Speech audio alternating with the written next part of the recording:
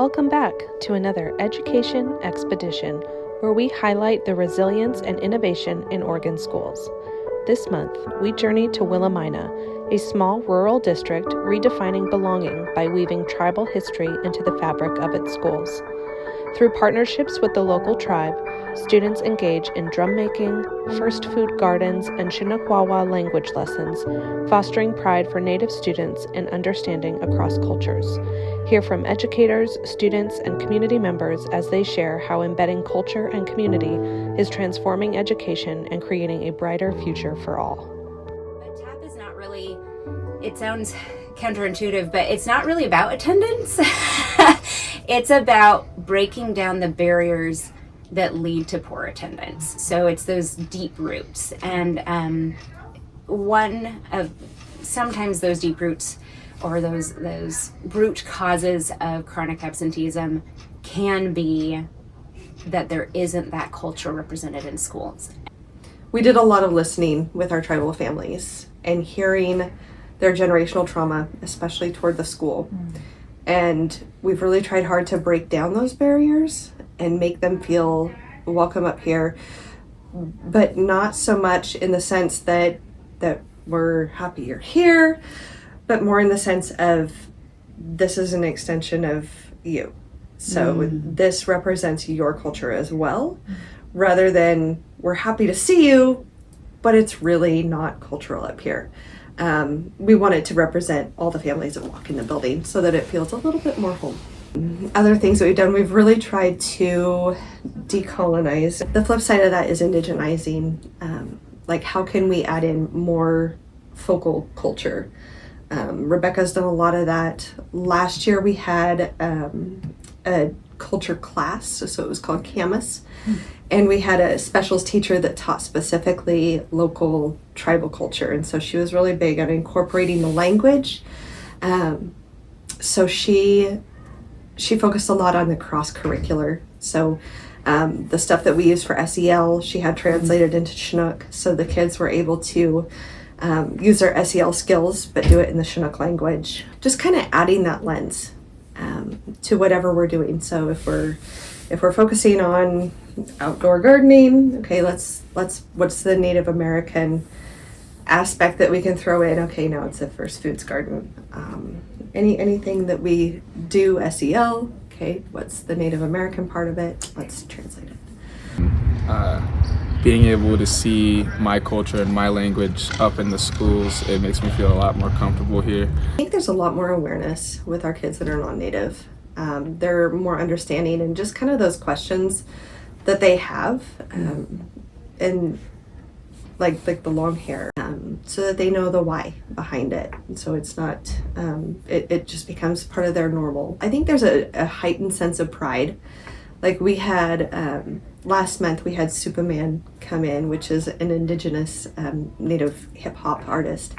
And it was really neat to see the Native kids that come in every day. On this day it was special, and they wore their ribbon skirts and they got to highlight their dancing, and they were volunteering and really proud of themselves and their culture.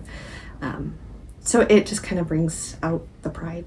It starts, here in school and at home, and then they get to go to powwows or they see Native Americans in parades or something. It is so important for the non-Native students to know and learn our culture and be able to ask questions like, is that a costume, or what do you call that? That's actually a regalia. That's exactly what that's called. So, just them learning the correct terms. So when they are going to a powwow and they do get to go into that space, that they're comfortable, that they can walk up and ask somebody, may I take a picture of your regalia? I think it's super important. And I truly, it's a very prideful time for me to come in and be able to teach the kids about fry bread. For the past 2 years, Rebecca has done an amazing job in creating grade level plans that really highlight a cultural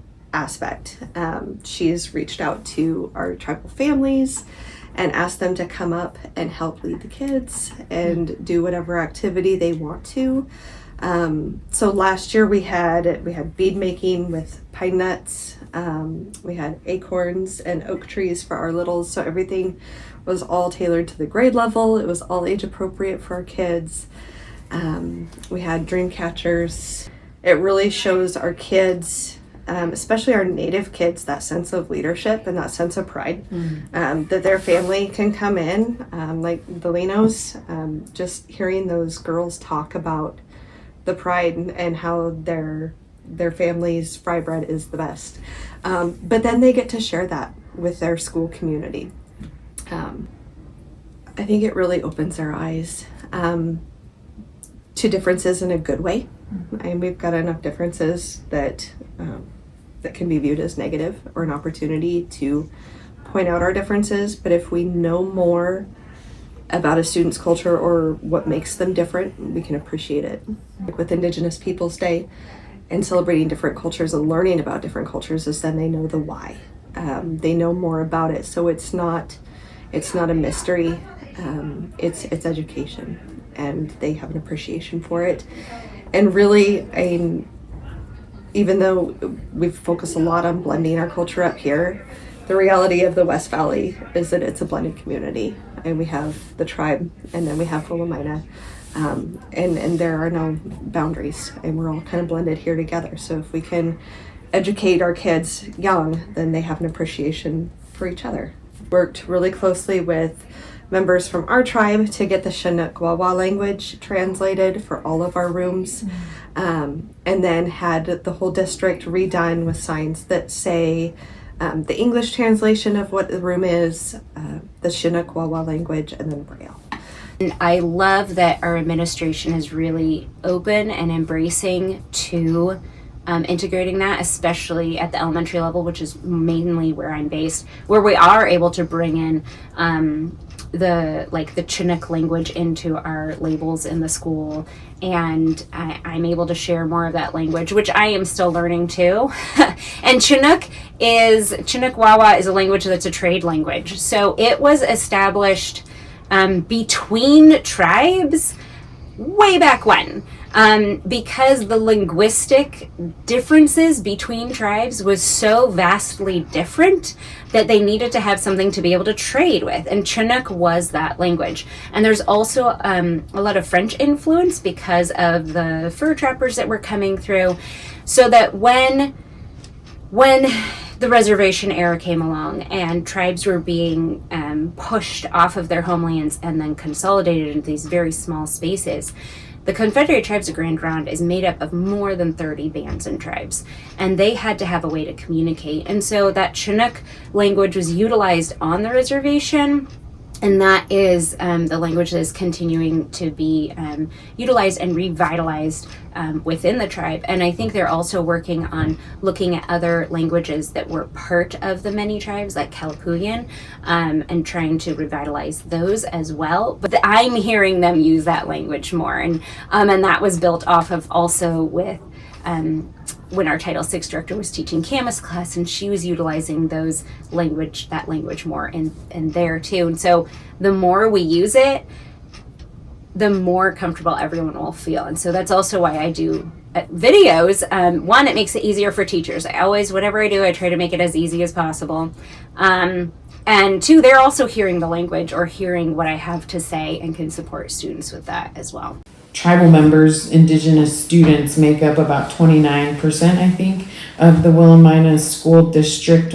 I think for us as a community, it's very important for Indigenous Peoples Day to be depicted in the right manner, for us to come together and be able to share time. Like this year was very successful. My mom invited elders that came and actually did necklaces and bracelets with the students. I was on duty for introducing my family and telling them what fry bread was intentionally was for, as well as my grandmother. She comes from Siletz. My grandfather is Moralino. He comes from Grand Ronde. We always have been doing fry bread. We've had stands and we've done powwow for every single year of my life. I love being able to feed people, especially my grandma. She loves going out and coming out and feeding everyone. I've been to many places, and I just want to say that I feel like my grandma's was one of the best. The last thing we did was we made a lot of drums, and I had the opportunity to teach that class, and I really like seeing all. And as a Grand Ronde tribal member and having kids that go to school here, I think they've done a wonderful job of including our culture and trying to be inclusive for all Indigenous people. So it just was really awesome to see all of the people and the elders and my mom. You know, very important for us as a community, for everyone involved for it to be depicted right. It really shows our kids, especially our Native kids, that sense of leadership and that sense of pride, that their family can come in, like the Linos, just hearing those girls talk about the pride and how their family's fry bread is the best. But then they get to share that with their school community. Just watching them was amazing. I think it really opens their eyes to differences in a good way. And we've got enough differences that can be viewed as negative or an opportunity to point out our differences. But if we know more about a student's culture or what makes them different, we can appreciate it. Like with Indigenous Peoples Day and celebrating different cultures and learning about different cultures, is then they know the why. They know more about it, so it's not a mystery. It's education, and they have an appreciation for it. And really, even though we've focused a lot on blending our culture up here, the reality of the West Valley is that it's a blended community, and we have the tribe, and then we have Willamina, and there are no boundaries, and we're all kind of blended here together. So if we can educate our kids young, then they have an appreciation for each other. We're able to be given, we're allocated more funds to expand TAPP into middle and high school. So we have a new TAPP advocate who started at the end of September.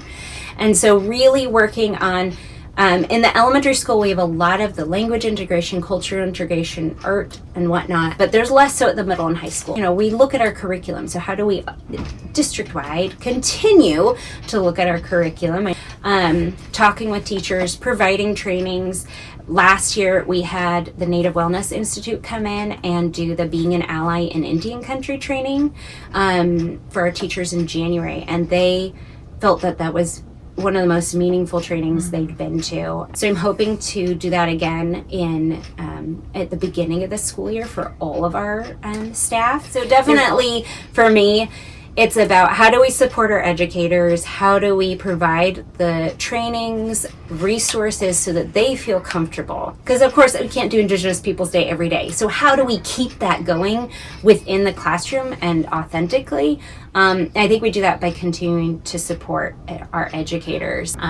So there's some things. And then another big TAPP thing is empathy interviews. So we've been doing different surveys. We have the Youth Truth survey going out. We had I think we did the SEED survey last year for our middle and high kids, specifically with our Native families, about their experiences in this school, and really get that authentic information about how they feel.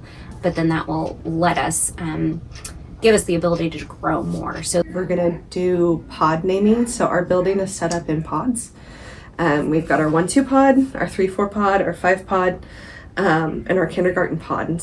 We're gonna work on naming our pods after trees, but in the Chinook language. And so labeling our pod that Chinook word, and then decorating to match. And so it kind of creates that sense of pride in your pod, and pride in your grade level, but then there's that Native piece as well.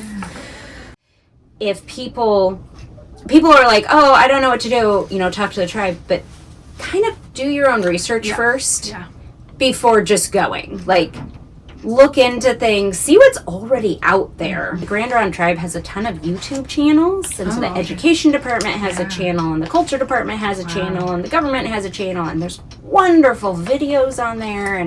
And so we just put together kind of a list so that teachers could refer back to. I would say work with your tribe as much as possible, your local tribe, and learn as much as you can. I think just because I was in that boat, because I didn't know a whole lot, and I didn't want to do anything wrong. But then the more I learned, then the more I was able to take on. And it just, the more comfortable I felt, the more easy it was to incorporate it. I know our leadership team is working on meaningful consultation with our tribe so that they have a voice and they're at the table of big decisions and district level decisions, mainly because we need that lens and that perspective. We really need their input. We're a team, we're a collaboration. These are not our kids, these are our kids, the tribe included. And so it's just it's a necessity.